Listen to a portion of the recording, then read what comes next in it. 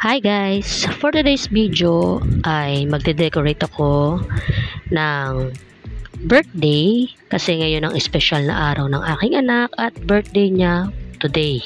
So yan po, kararating lang ng aking asawa galing sa trabaho at panggabi kasi siya. So ako lang mag-isa ang magde-decor ng pang-birthday. Ayan, magpapahinga muna siya at matutulog ng ilang oras. Then, habang ako ay nagde-decorate dito sa terrace. Happy birthday, baby! Kiss, mami, kiss. Love you! De-decor lang si mami, ha? Una kong nilagay itong curtain na color purple. Medyo natatakot pa ako dito sa upuan kasi wala naman naghahawak sa akin dyan. Baka kasi ako mahulog, pero carry lang. So, inilagay ko po yung curtain na yan na color purple. So, ako na nagdikit. Madali lang naman yan ikabit. I-pass forward na natin, guys, para mabilis. So, didikit lang naman po yan sa pader. Kinabit ko lang po yan ng ganyan. After ko pong malagay yung purple, isusunod ko pong ilalagay itong curtain na color black.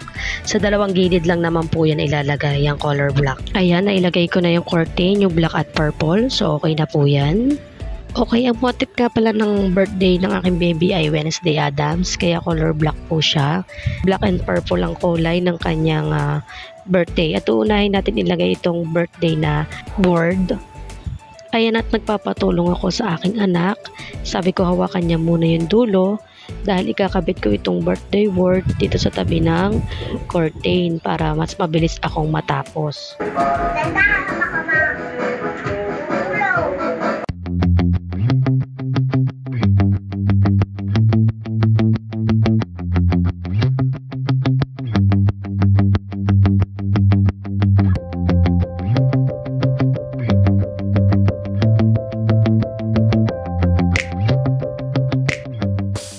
Hi guys! Tapos na ang mag-decor. Ayan, nalagay na lang yung table. Tapos ito yung number 5. Ayan yung number 5. Ayan, number 5. Lagay na lang natin. Ayan. Number 5. Ayan. Wednesday Addams. Si Wednesday Addams. Happy birthday!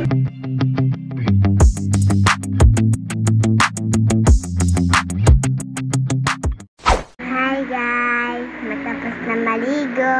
Susuot ko na yung aking birthday dress. Like lang po, susuotin ko lang.